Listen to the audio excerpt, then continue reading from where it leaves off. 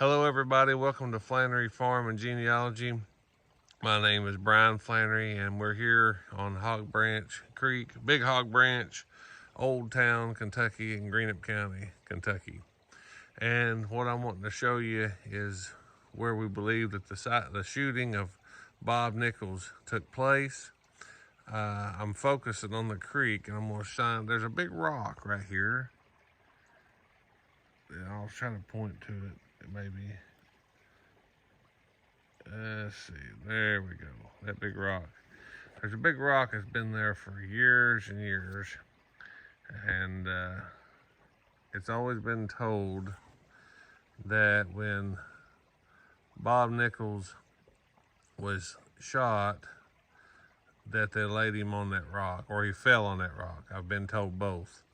But I've always told, of course, the story also goes that every year that blood comes out on the rock and different things. And I've never seen any blood on the rock, but that's something that's kind of a old wives' tale that's been told. But I've never seen any blood or a red stain come up on that rock. And my dad's been around here all his life, and I have been most of my life, all but 8 months of my life. So, that rock is what it's supposed to have been where they laid him. Now, if you'll look, this is the road. We just freshly got it blacktopped last fall, this fall, 2022. So I don't know exactly where, this was where he was in the road. He was supposed to have been in the road shooting at my great-grandfather.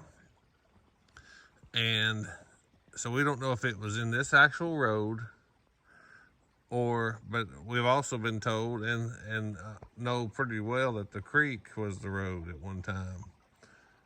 So you can look at the creek and see that's just a little cow shed that some people built that used to own it. But we think somewhere about where that brush pile was, or in this area, is where there was a house stood there. And what happened was, well, the story was told, that Allie, Flannery, and Bob Nichols had some trouble prior. And so Allie's brother Luther talked Allie into moving down here on his farm. This was Luther Flannery's farm.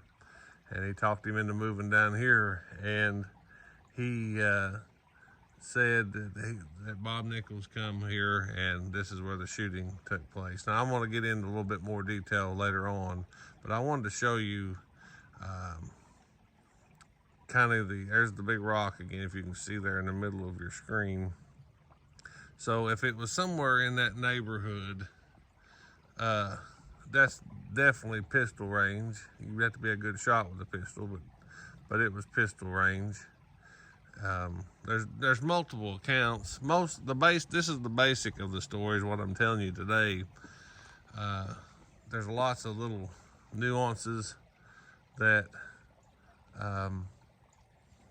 have been told, little variations, but I'm trying to tell you the main gist of the story. The story goes that he came here with 3 jackets on, thinking that my great-grandfather only had a shotgun, and he would just, he would have took buckshot, and then 3 coats or whatever would have stopped the shot.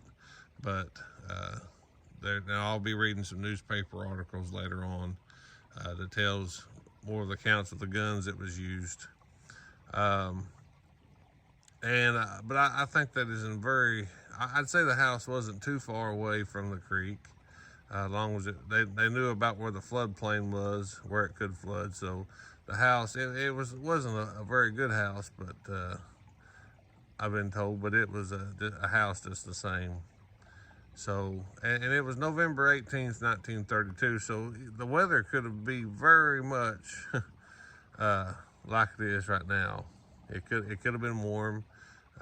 I don't know how I could ever find out what the weather was in 1932 for November 18th, but it could very well have been Maybe the creek would have been running, but that could have been a snow on just the same.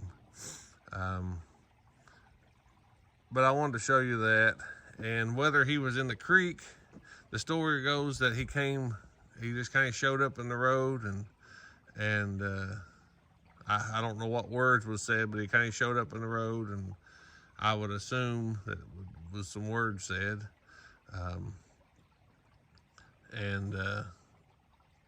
Out that house up there that had a rock chimney, and Allie got behind the rock chimney. Now the newspaper article says some different things, but that's what people has told me, that he got behind the chimney and hid, so he could not get shot.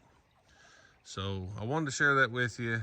And so we kind of know by that big rock in the creek, and also what's been told, that this is the general area around where that brush pile is over there in the field. Somewhere in that vicinity was where the shooting took place and the house stood. So it was somewhere in this neighborhood.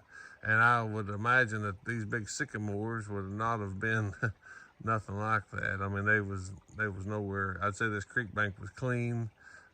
These old hills and stuff they kept them clean and pastured just about into the dirt years ago. So it just shows you how time can make things grow up. Just something I noticed just right now, that there's a walnut tree right here, and I kind of wonder that, that might have been planted there on the creek. I don't know. There's walnuts up and down this, but that's there in a grove of sycamores. There's a few walnuts here, and so it might be something that was planted. And there's that walnut tree with the big skint place is fairly good size. But I wanted to show you that. I know I'm rambling, and I'll probably will, so I hope you bear with me in my rambling. But I want to, and I'll be trying to make some more videos here this week while it's cold. But I just wanted to show you this, and we'll probably come back down here, and when I get some permission. I'm standing in the road, so I don't want to go on somebody's property. I know the neighbors well, but I want to tell them what I'm doing before I trespass or be on their property. I'd like to do some measuring, kind of step it off or measure it out how far it is. So whether from the creek or here, we would know.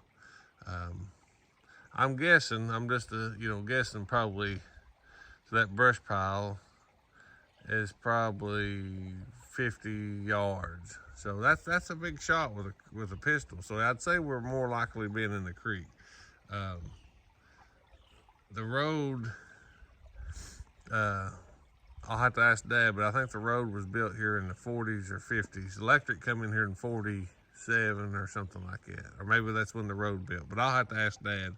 I'm going to have an interview with him and just sit down and let him tell you his side of the story. And the story will be told many times, but you'll just have to kind of glean and hear what the different, there's some main facts that will be the same, and then there'll be some things that'll be different. So again, we thank you for watching. Be sure and like this video, subscribe to my channel, please.